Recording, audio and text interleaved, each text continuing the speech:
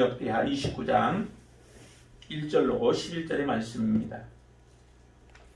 역대하 29장 1절로 11절 말씀, 함께 같이 하나님의 말씀을 받도록 하겠습니다. 시작. 히스기야가 왕위에 오를 때에 나이가 25세라 예루살렘에서 29년 동안 다스리니라. 그의 어머니의 이름은 아비아요 스가랴의 딸이더라. 히스기야가 그의 조상 다윗의 모든 행실과 같이 여호와 보시기에 정직하게 행하여 첫째 해 첫째 달에 여호와의 전 문들을 열고 수리하고 제사장들과 레위 사람들을 동쪽 광장에 모으고 그들에게 이르되 레위 사람들아 내 말을 들으라. 이제 너희는 성결하게 하고 또 너희 조상들의 하나님 여호와의 전을 성결하게 하여 그 더러운 것을 성소에서 없애라. 우리 조상들이 범죄하여 우리 하나님 여호와 보시기에 악을 행하여 하나님을 버리고 얼굴을 돌려 여호와의 성소를 등지고 또 낭실 문을 닫으며 등불을 끄고 성소에서 번향하지 아니하며 이스라엘의 하나님께 번제를 드리지 아니하므로 여호와께서 유다와 예루살렘에 진노하시고 내버리사 두려움과 놀람과 비웃음거리가 되게 하신 것을 너희가 똑똑히 보는 바라. 이로 말미암아 우리의 조상들이 칼에 엎드러지며 우리의 자녀와 아내들이 사로잡혔느니라. 이제 이스라엘의 하나님 여호와와 더불어 언약을 세워 그 맹렬한 노를 우리에게서 떠나게 할 마음이 내게 있노니 내 아들들아 이제는 게으르지 말라. 여호와께서 이미 너희를 택하사 그 앞에 서서 수종 늘어 그를 섬기며 분향하게 하셨느니라. 아멘. 우리는 이 땅에 살아가는 삶이 참 길지가 않죠. 특히 왕들의 모습을 보니까요, 왕들의 그 삶이 장수한 사람들이 이렇게 많지 않더라고요. 많이 오래 살지를 못해요. 굉장히 짧고, 국왕국은 더욱더 반란이 일어나기 때문에 더더욱 이제 국왕국 사람들은 많이 짧은 그런 경우들을 보는데요. 히스기야 같은 경우도, 우리 보고자 하는 히스기야 같은 경우도 25세에 올라서 29년 동안 다스려요. 그러면 실제 54세이죠? 54세밖에 안 되죠. 그 위에 앞에 아하스 왕과 같은 경우도 나이가 얼마 되지 않아서 죽게 되어져요. 저는 왜 이렇게 짧을까? 그 생애가 짧을까? 어떤 경우는 악을 행하는데도, 왕이 악을 행했는데도 긴 시간 동안 통치도 하게 하고 하는 그런 경우도 있어요. 특별히 하나님께서 은혜를 베푸시는 그런 경우들도 있는데, 이 왕들이 많은 권력을 누리고 자기의 마음대로 모든 것을 할 수 있는 그러한 권한이 주어졌는데도 실제적으로 그들이 누릴 수 있는 것은 많은 시간이 아니라는 거죠. 여기도 히스기야가 실제 29년 동안 이렇게 다스리기는 했지만은, 그렇지 않은 경우들은 그 기간도, 다스림의 기간도 굉장히 짧습니다. 짧게 그들이 왕권을 가지고 다스리다가 결국 죽게 되어지죠.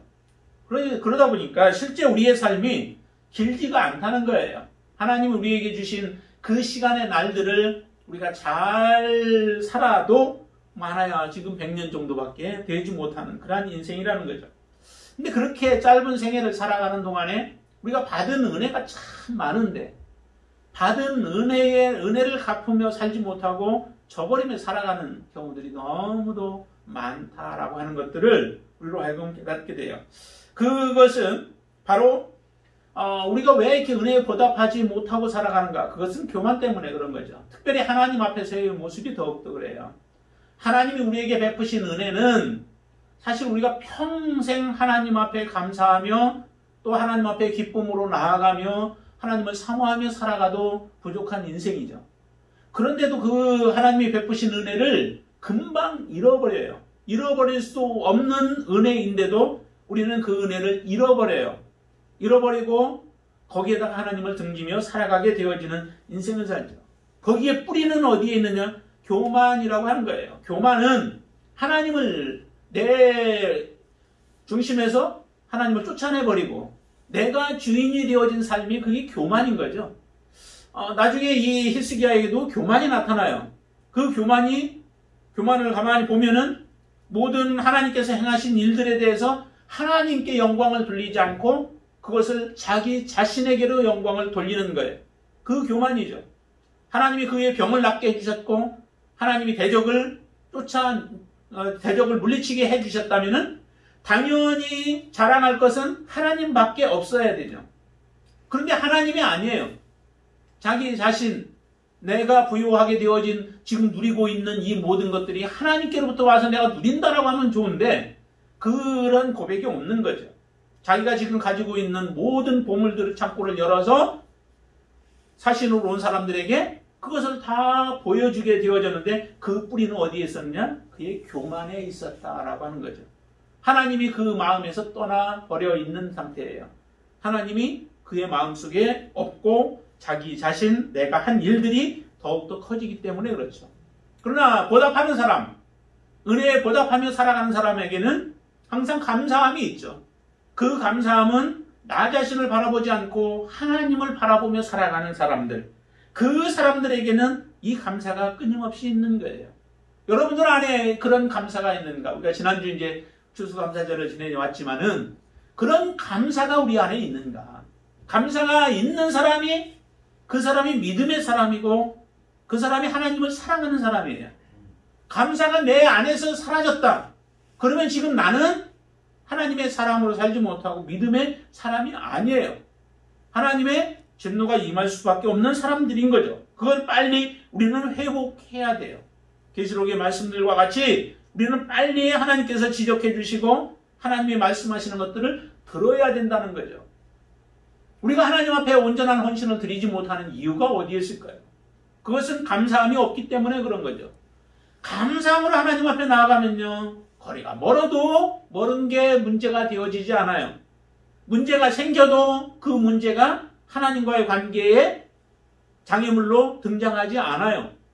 그런 경우들을 우리가 성경에서 많이 보잖아요. 주중에 그 욥을 다시 한번 묵상을 해봤어요. 욥이 참 하나님 앞에 믿음으로 이렇게 하나님을 섬겼던 사람인데, 그가 당했던 일들은 사실 하나님의 그 고난과 역경 속에 지냈던 욥의 삶 가운데서 하나님이 거기서 그의 삶을 멈추게 만들었으면은 그냥 그때 끝나버릴 수밖에 없는 그런 그 극한 상황들 아니겠어요? 그의 육신도 그렇고요. 그의 육신이 얼마나 고통스러웠어요. 그의 자녀들 고통당하는 그런 모습들, 그러면서 자기의 몸이 고통을 당하고 했을 때에, 그리고 가지고 있었던 모든 것들이 다 떠나갔을 때에 그는 너무도 아버지 비참한 모습으로 그의 삶이 이루어졌던 거죠. 그 상황 속에서도 욥은 하나님 앞에 그 감사가 그래도 끊이지 않고 붙잡고 있잖아요. 친구들이 와서 그를 괴롭게 해도 하나님 앞에 때로는 변명을 하고 이렇게 이야기를 하지만은 그를 놓지는 않아요. 그게 바로 하나님의 사람의 모습이라는 거죠. 환경 때문에 하나님을 놔버려야 되고, 또한 물질 때문에 하나님을 놔버려야 되고, 아니면 여러 가지 이유로 인하여 하나님을 놔버리게 되어진다면 과연 믿음은 그 안에서 우리가 어디서 찾아볼 수 있겠어요? 믿음을 찾아볼 수 없는 겁니다. 그렇게 하나님 앞에 우리의 짧은 인생 동안에 살아가는 동안에 우리는 정말 하나님 앞에 늘 감사하며 그 은혜에 보답하며 살아가는 그 삶, 그 삶을 우리가 지속할 수 있고 그 삶을 지켜낼 수 있는 게 그게 바로 믿음의 사람들이 하는 삶의 모습이라는 겁니다.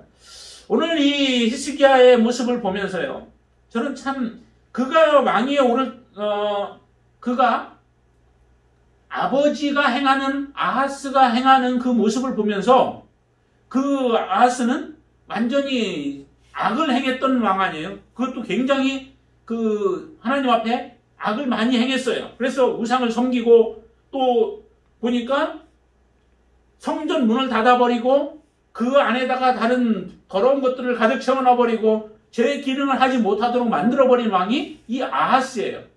근데 아하스가 왕위에 올라서 이런 일들을 행할 때에 그 히스기야는 몇 살 때 그렇게 됐냐면, 히스기야가 9살 때, 오늘 본문에 보면 9살 때에 그 아버지 아하스가 왕위에 올라서 이런 악을 행하기 시작했다고요. 그 전의 모습은 그 할아버지 때에 그래도 선을 행했던 모습은 있어요. 그러나 그것이 얼마나 이 히스기야 왕의 마음속에 자리를 잡고 있었겠어요. 아버지가 행했던 일들이 더 그가 크게 보였던 거겠죠. 그런 악을 행하는 모습만 보아왔던 히스기야 왕이에요. 그 왕이 25살, 그것도 젊은 25살 정도면 그래도 이제 조금 가치관은 좀 정립되어 있었겠죠.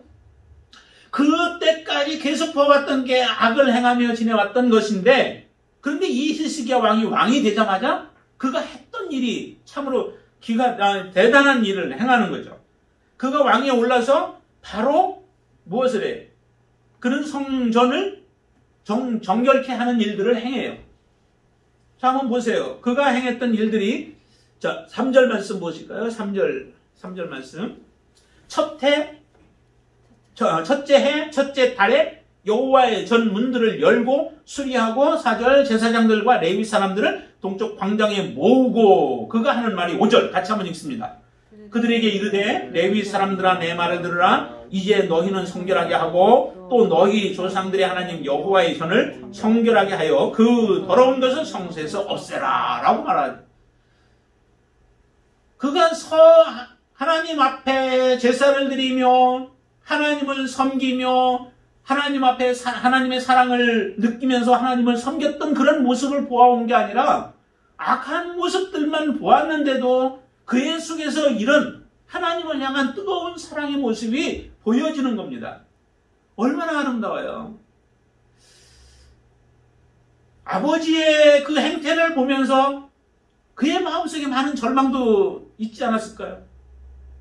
왜 이 백성들이, 이스라엘이 하나님을 섬기는 백성들이었고 하나님의 특별히 선택하여서 세워준 백성이었고 애굽으로부터 이스라엘을 이끌어내어서 가나안 땅, 그 땅에 하나님은 은혜로 그들을 거하게 만들어서 이 가나안 땅에서 풍성하게 거하도록 하나님은 그렇게 은혜를 베풀어 주셨는데, 실제적으로 지금 섬기는 모습은 아버지가 하는 행동들을 보니까 하나님의 심판을 받고 하나님의 저주를 받을 일들만 행하고 있는 그 모습을 바라보면서 얼마나 낙심이 되고 좌절도 되었을까 하는 마음을 갖는다는 거죠.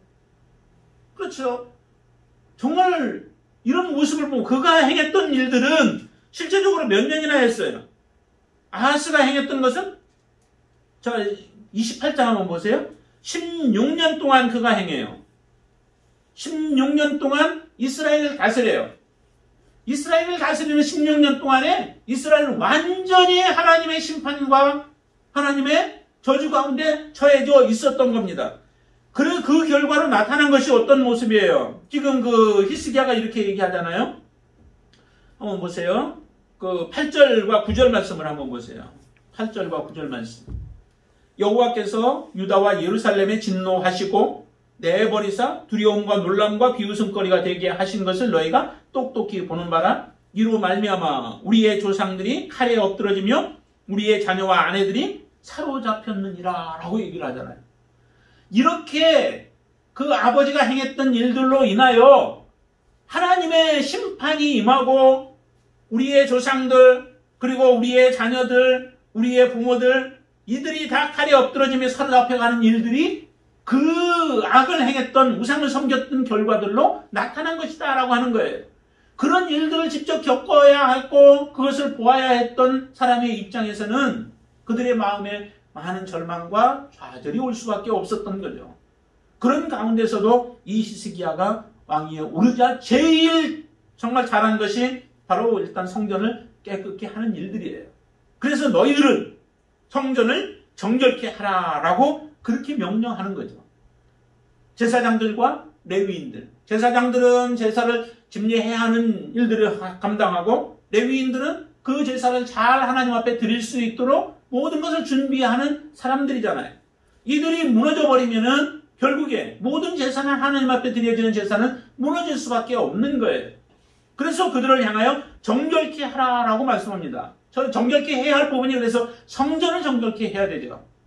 하나님 앞에 실제적으로 외적인 부분들에 하나님 앞에 나아가야 할 이 성전을 정결케 하는 것이 굉장히 중요한 일이에요. 이게 막혀져 버리면 안 되죠. 어떻게 되어졌었는지를 보세요. 그 성전이 실제적으로 6절과 7절을 보세요. 6절과 7절. 우리 조상들이 범죄하여 우리 하나님 여호와 보시기에 악을 행하여 하나님을 버리고 얼굴을 돌려 여호와의 성소를 등지고, 일단 성소에 대해서 그들이 관심을 갖지 않는 거죠. 등져버린 거예요. 그리고 나서 행했던 일들이 또 낭실 문을 닫아버렸대요. 등불을 껐대요. 성소에 분향하지 못하고 하나님께 번제를 드리지 못하게 했다는 거죠. 이렇게 성전을 닫아버리니 하나님 앞에 온전한 제사가 올려질 수 있겠어요? 그들은 고통 가운데 부르짖기도 했을 거예요. 그러나 성전이 회복되어지지 못하면 결국 우리가 외치는 것들이 그냥 뺑괄의 소리와 밖에 되어질 수 없다는 거죠. 그래서 보여지는 성전, 그것을 먼저 깨끗게 하는 그 일이 중요한 일이었습니다. 그래서 이 레위인들 제사장들을 향하여 너희들이 성전을 정결케 하라라고 하는 명령을 내리게 되어지죠. 그 명령에 의하여 이스라엘 백성, 이 제사장들과 레위인들은 16일 동안에 걸쳐서 성전을 깨끗게 해요. 성전이 그렇게 크지도 않잖아요. 크지도 않아요. 그런데 그 성전이 얼마나 더럽혀졌으면은 16일 동안을 정신없이 그 제사장들과 레위인들이 나와서 그것을 깨끗게 해야 할 만큼 완전히 더럽혀 놓은 거예요. 이렇게 더럽혀 놨으니 하나님과의 관계가 어떻게 소통되어질 수 있었겠어요? 16일 동안을 그들이 힘들여서 정결케 함으로 인하여 성전이 정결케 되어지는 역사가 일어나요. 이 성전만을 정결케 해서는 안 되겠죠. 그리고 두 번째 해야 할 부분이 뭐냐면은 이스라엘 백성들을 정결케 해야 되죠. 이스라엘 백성들이 하나님을 사랑하는 마음을 갖게 하고 하나님 앞에 그들이 두려움을 가지고 우리의 하나님, 또 우리를 이끄시고 우리를 돌보시고 우리와 함께 하시는 하나님을 그들이 섬길 수 있도록 만들어야 돼요. 그 역할이 뭐냐면은 그것이 바로 유월절을 회복하는 역사예요. 제사를 드리게 만들고, 그래서 하나님 앞에 제물을 가지고 나와서 제사를 드리며 그들이 유월절을 기억하게끔 유월절을 지키도록 명령을 해요. 그 유월절도 남유다만 유월절을 지키는 것이 아니었죠. 북이스라엘까지 거기에서 하나님을 사랑하는 자들, 사모하는 자들은 와서 함께 예배를 드리라고 그들을 초청을 해요. 초청을 하는데 얼마 동안 그동안에 많은 시간 동안 드리지 못했잖아요. 그러면 이스라엘 백성들 마음 가운데 정말 하나님을 사랑하는 마음이 있었다면은 이 소식이 들려오면 얼마나 기쁨으로 그것을 반기고 맞이했어야 돼. 그런데도 하나님의 이 말씀이 전해질 때에 많은 사람들이 그 말씀을 받아들이지를 않아요. 한번 보세요. 30장을 보세요. 30장 10절 말씀 한번 보세요. 10절 같이 읽습니다. 보발꾼이 에브라임과 므낫세의 지방 각 성읍으로 두루 다녀서 스불론까지 이르렀으나 사람들이 그들을 조롱하며 비웃었더라 라고 얘기를 하죠. 우리가 하나님 앞에 함께 예배합시다 라고 얘기한다면은 사람들이 정말 하나님을 사모하고 했으면은 기쁨으로 나올 거예요. 그래야 되잖아요, 당연히. 그런데 이스라엘 백성들이 이처럼 오랜 기간 동안 하나님을 찾지 못하고 예배하지 못하여 하나님 없는 생활을 살아가면서 궁핍한 삶을 살아가고 곤고한 삶을 살아가는데도 하나님의 메시지가 들려와요. 우리가 함께 하나님 앞에 나아가 유월절 예배를 드리자라고 북이스라엘까지 가서 그것을 전하지만은 오히려 그들의 말을 어떻게 들어요? 조롱하며 비웃었다라고 얘기를 해요. 여러분들 마음에 어떤 마음이 있는 거예요? 정말 하나님 앞에 예배하자, 하나님 앞에 함께 모여서 교제하자, 하나님을 우리가 함께 찬양하자라고 하는 소리가 들려지면은 항상 기쁨으로 그 말씀을 받아들일 수 있는 마음이 준비되어 있나요? 우리가 그 말씀이 준비되어질지, 그 마음이 준비되어지지 못한다면 지금 이 이스라엘 백성들과 다를 바가 무엇이 있겠어요? 하나님의 말씀이 들려오는데 비웃어요. 하나님의 말씀을 하는데 그들을 조롱해요. 보발꾼들이 얼마나 힘들어서 거기까지 가고 그렇게 했었겠어요. 그런데도 그들의 말을 듣지 않습니다. 그래도 그 가운데 조금 희망이 있는 게 어디 있어요? 11절 보세요. 30장 11절 말씀 한번 더 보시죠. 그러나 아셀과 므낫세와 스불론 중에서 몇 사람이 스스로 겸손한 마음으로 예루살렘에 이르렀고 라고 얘기를 하죠. 전혀 없었던 것은 아니에요. 대다수의 사람들이, 거의 99% 사람들이 하나님의 말씀에 반응을 보이지 아니하고 조롱하고 오히려 하나님을 무시하지만은 그 가운데 하나님의 백성이 있다는 거예요. 하나님을 사랑하는 자가 그 가운데 있다는 거예요. 하나님 앞에 나오고 싶어하는 자가 있었다는 거예요. 그런 사람은 겸손함으로 하나님의 말씀을 받는 거예요.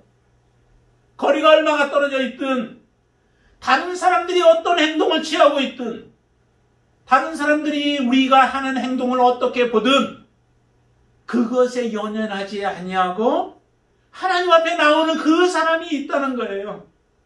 그렇기 때문에 하나님께서 고발꾼을 보내신 거죠. 그 사람들을 찾기 위하여.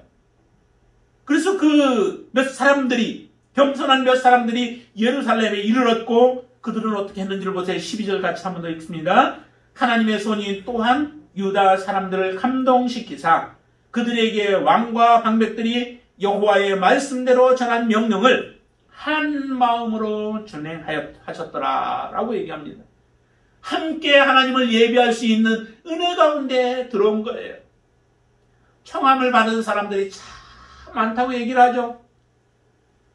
그 청함 받은 사람들이 다 함께 갔으면 얼마나 좋겠어요. 하나님 앞에 다 나아갈 수 있었으면 얼마나 좋았겠어요. 그런데 청함 받은 사람은 많은데 택함 받은 자는 많지 않대요. 택함 받은 자는 적대요. 얼마나 참 안타까워요, 이런 부분들이. 근데 이스라엘 백성들 이 모습들 가운데 그런 모습이 있다는 거예요. 그렇지만은 이 계기를 통하여서 이스라엘이 함께 하나님 앞에 나아갈 수 있는 그 길이 되어진 거예요. 비록 몇 사람이 왔지만은 이스라엘이 하나님 앞에 나아가서 하나님을 예배하고 유월절을 지키는 거예요. 유월절은 뭐예요? 하나님께서 우리에게 어떻게 은혜를 베푸셨는가를 우리가 다시 한번 확인하면서 하나님 앞에 그걸 잊지 않기 위하여 유월절을 지키면서 하나님을 찬양하고 하나님의 일하심을 찬양하면서 나아가는 자리가 아니겠어요? 유월절을 지키고 다른 절기들을 우리가 지킬 때에 그 절기를 통해서 하나님을 하나님 되게 우리가 섬길 수 있는 거예요. 유월절을 무시하고 다른 절기들을 무시한다면은 그것은 곧 하나님을 무시하는 것과 동일한 모습이에요. 이들이 유월절을 지킴으로 인하여 이스라엘 백성들이 하나님을 알게 만드시는 거예요. 하나님을 알도록 이 유월절을 지키면서 그들의 신앙을 바르게 세워가는 거예요. 이 유월절이 회복되어지는 것이 참으로 큰 축복이죠. 우리에게도 이런 유월절이 이미 우리가 구원받은 은혜 속에서 살아가고 있으니까 항상 그것은 새로워져야 되겠죠. 그렇게 되어질 때 우리 한 사람 한 사람이 하나님 앞에서 정결케 되어지는 거예요.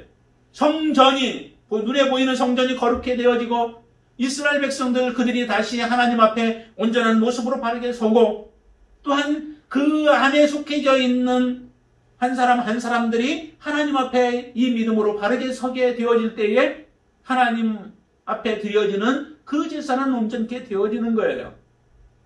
하나님은 우리에게 우리 한 사람 한 사람들을 우리 안에 성령께서 거하시면서 우리를 거룩한 존재로 만드셨잖아요. 내가 예수 그리스도 앞에 나아가 주님으로 구세주로 영접하는 그 순간에 성령께서 우리 안에 거하시며 우리를 거룩하게 만드셨다고요. 이제 거룩하게 만들어준 우리를 하나님 앞에 온전한 모습으로 그 거룩함을 더럽히지 아니하고 살아가는 삶, 그게 바로 믿음의 지속적인 삶이라고 하는 겁니다. 이처럼 성전을 거룩하게 이 히스기야는 하게 했어요. 성전이 거룩해 되어짐으로 인하여서 정말 이제 하나님 앞에 놀라운 역사가 일어나잖아요. 하나님이 그의 생애를 다스려 주시는 거예요. 그를 돌봐 주시는 거예요. 이처럼 성전을 거룩하게 하라라고 하시는 그 말에 따라서 이스라엘이 거룩해 되어집니다. 이렇게 성전이 거룩하게 회복되어짐으로 인하여서 그 다음에 나타난 것이 무엇이냐면 그들은 이제 우상이 철폐가 되어져요. 우상이 제거가 되어지는 거죠.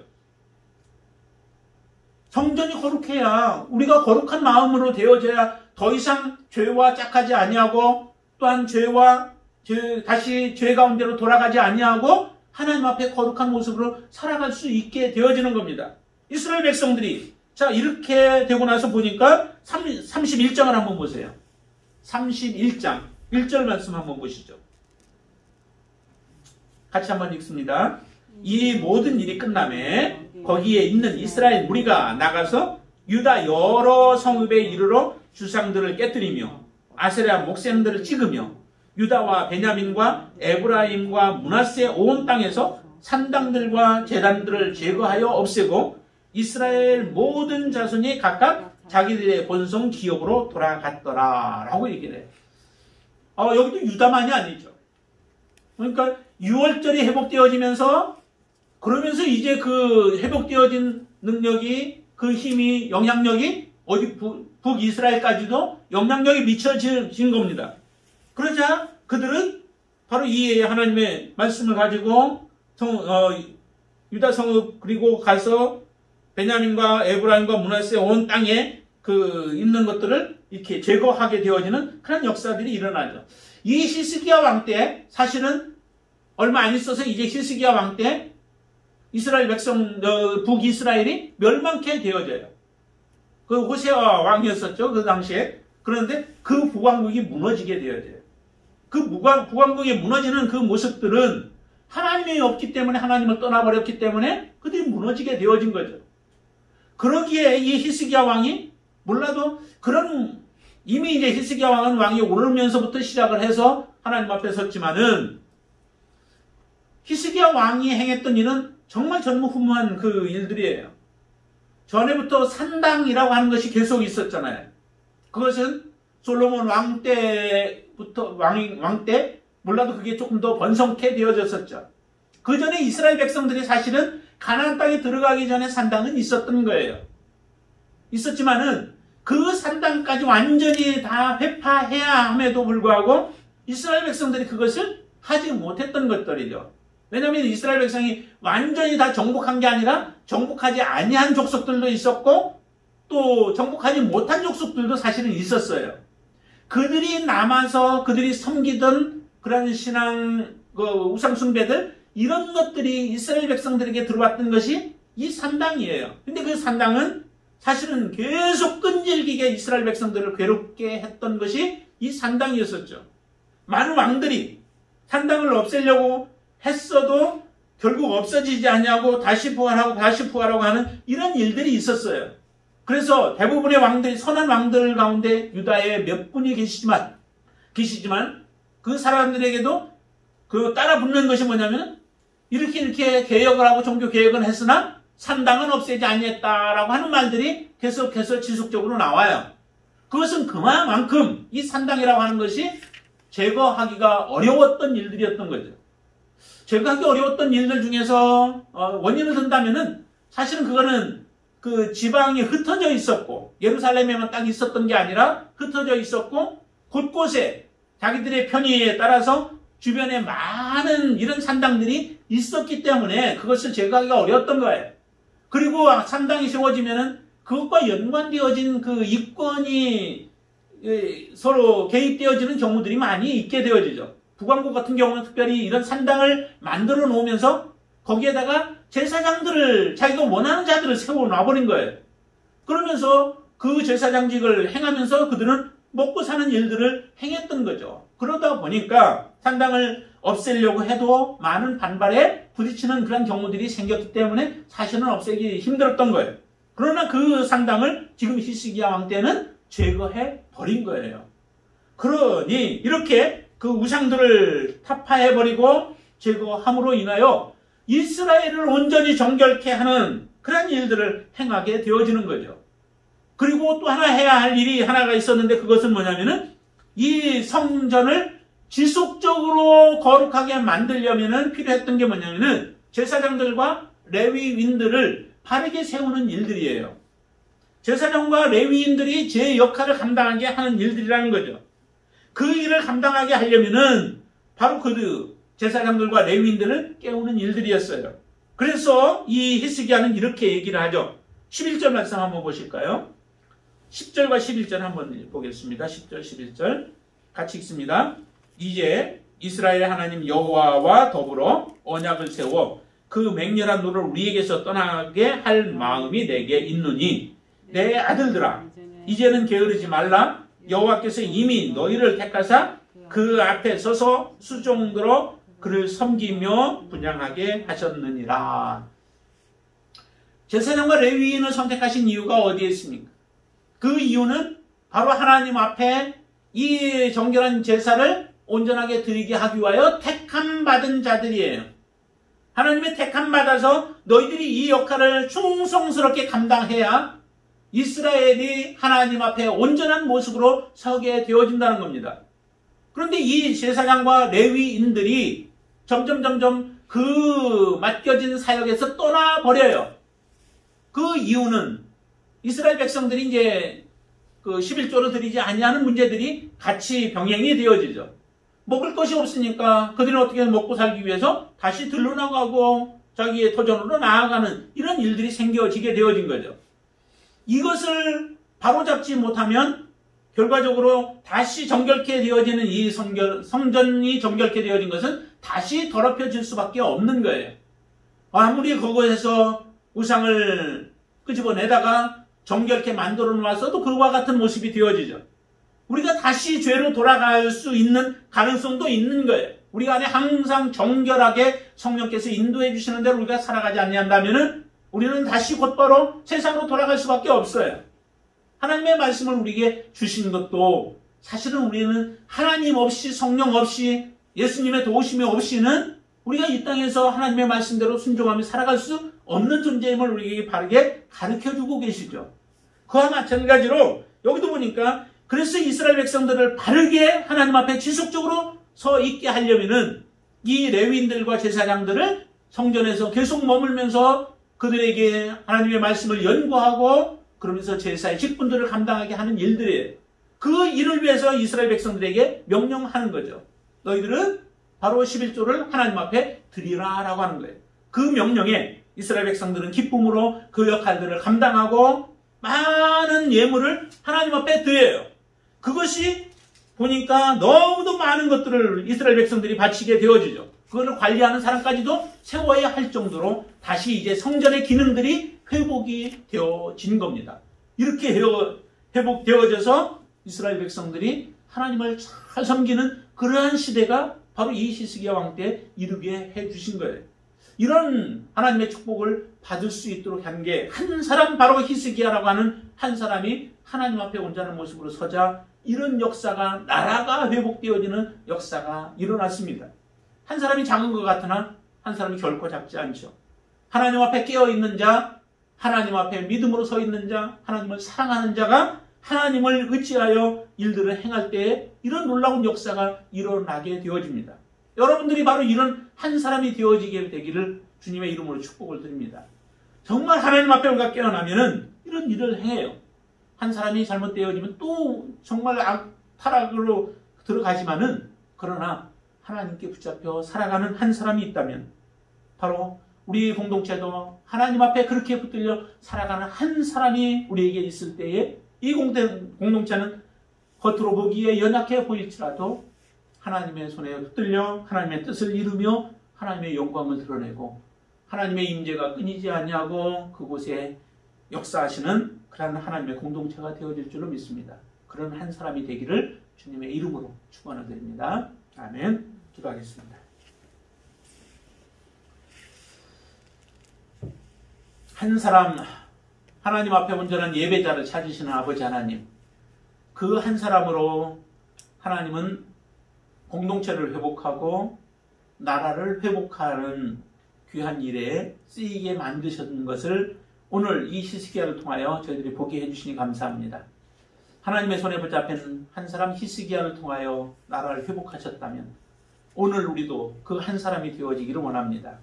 하나님 앞에 우리의 모든 것을 내려놓고 우리의 환경이 지금 어떠하든지 환경을 바라보지 아니하고 모든 것을 다스리시고 통치하시고 섭리하시는 하나님의 주권에 우리의 모든 것을 맡기며 이제 하나님이 이끄실 것을 믿고 하나님을 신뢰하며 믿음으로 저희들이 행하게 하여 주시옵소서. 하나님, 다시 회복의 역사가 일어나게 하여 주시옵소서. 성전이 회복케 하여 주시옵소서. 또한 공동체가 성결케 하여 주시옵소서. 우리 개인이 하나님 앞에 온전한 거룩한 삶을 살게 하시고 선한 삶을 살게 하시고 진실한 삶을 살게 하여 주시옵소서.